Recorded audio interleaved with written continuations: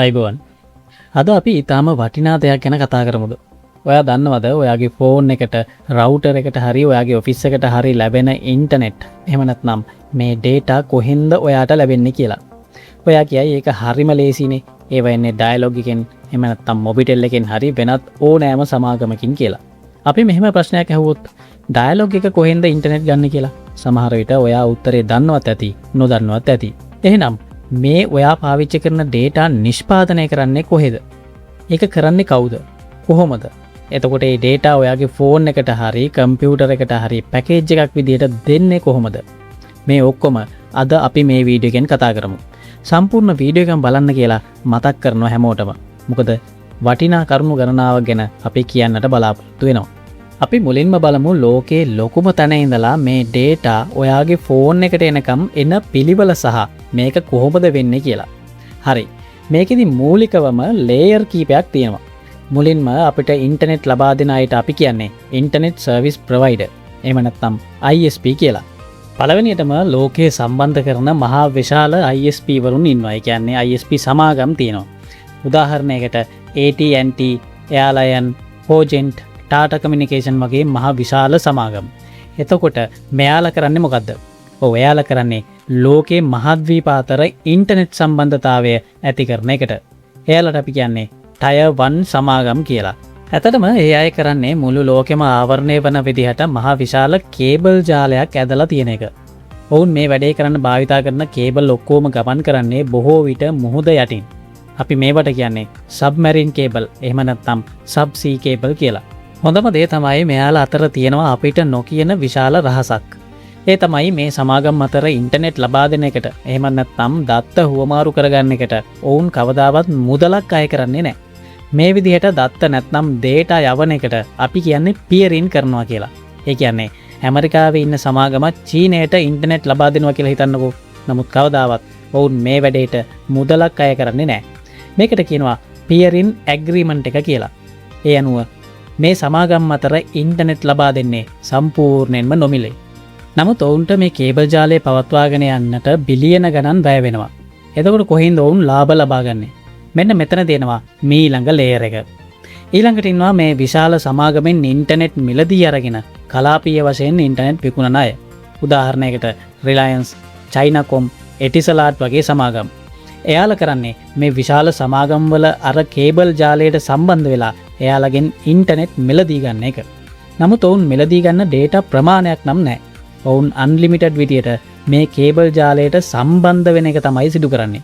මේ සම්බන්ධ වෙනවට ඔවුන් එම මව් සමාගමට අති විශාල මුදලක් ගෙවනවා. ඒකෙන් තමයි මේ මව් සමාගම් ලාභ උපයන්නේ. ඔන්න ලංකාවේ ඉන්න ඩයලොග් එකත් මේ දෙවෙනි කොටසට තමයි අයිති වෙන්නේ. ඩයලොග් එක අර මුහුද යටින් එන විශාල සමාගම් වල කේබල් වලට ශ්‍රී ලංකාවේ තියෙන ගේට්වේ එකකින් එහෙම නැත්නම් ජොයින්ට් එකකින් සම්බන්ධ වෙනවා. අපි දන්න තරමින් මේ ගේට්වේ එක තියෙන්නේ ගල්කිස්සේ සහ මාතර.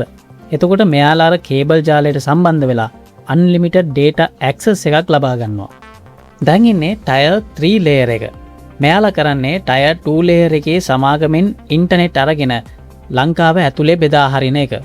ලංකාවේ ඩයලොග් එක Taman විසින්ම මේ වැඩෙත් කරගන්න නිසා මේ ලේයර් එකේ ඉන්නේ ඩයලොග් එක තමයි.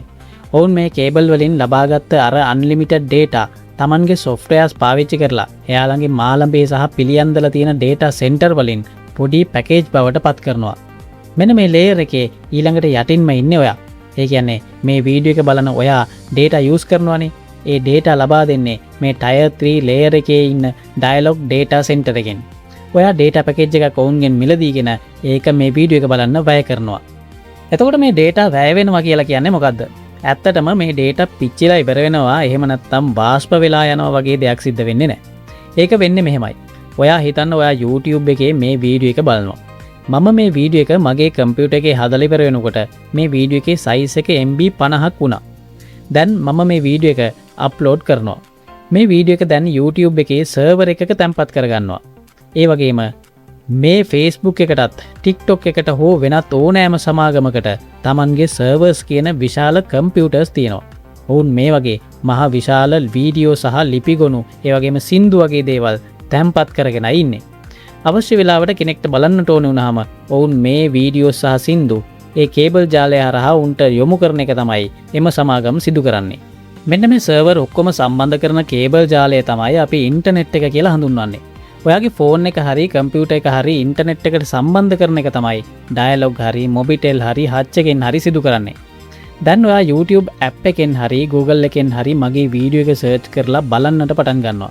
එතකොට වෙන්නේ මේ වීඩියෝ එක ඉස්සෙල්ලාම YouTube එකේ සර්වර් එකෙන් අර විශාල කේබල් ජාලය හරහා ඇවිත් ඔයාගේ ෆෝන් එකට ඩවුන්ලෝඩ් වෙන එක. මේකට පාර හදලා දෙන ඩයලොග් එක මේ වීඩියෝ එකේ සයිස් එක මගදී මැනලා බලනවා. දැන් මගේ වීඩියෝ එකේ සයිස් එක MB 50යිනේ. ඩයලොග් එක ඒ සයිස් එකට හරියන්න ඔයාගේ පැකේජ් එකෙන් MB ගාන අඩු කරලා ඔයාට වීඩියෝ එක බලන්න අවස්ථාව ලබා දෙනවා. එතකොට ඔයාගේ පැකේජ් එකේ data තියෙන්නේ MB 150යි නම් ඒකෙන් ඔයාට දැන් ඉතිරි වෙන්නේ තවත් MB 100ක් විතරයි. මතක තියාගන්න. ඔයා මගේ වීඩියෝ එක බැලුවා කියලා කවදාවත් ඩයලොග් එකෙන් හෝ මොබිටෙල් එකෙන් MB 50ක් අඩු වෙන්නේ නැහැ. මොකද උන් අන්ලිමිටඩ් විදිහට මේ ඉන්ටර්නෙට් ජාලයට සම්බන්ධ වෙලා ඉන්නේ. නමුත් ඔයා මේ වීඩියෝ එක බලන්න මේ මොහොතේදී මේ සමාගම් අතිවිශාල කාර්යයක් සිදු කරමින් ඉන්නවා. සමහර විට මේ වෙලාවෙත් ගැඹුරු මුහුදේ යට සමහරු මේ කේබල් අලුත් වැඩියා කරමින් ඉන්නවා. ඉතින් ඔයා මේ වෙනකන් මේ වීඩියෝ එක බැලුවා නම් ඔයාට හිතන ඕනම දෙයක් කමෙන්ට් එකක් විදිහට ලියලා තියන්න අමතක කරන්න එපා. අද අපි කතා කරේ මේ data කියන දේවල් ඔයාගේ ෆෝන් එකට ලැබෙන විදිය ගැනයි. අපි තවත් මේ වගේම වීඩියෝ එකකින් නැවතත් හමු වෙමු. එතෙක් ඔබට ආයුබෝවන්.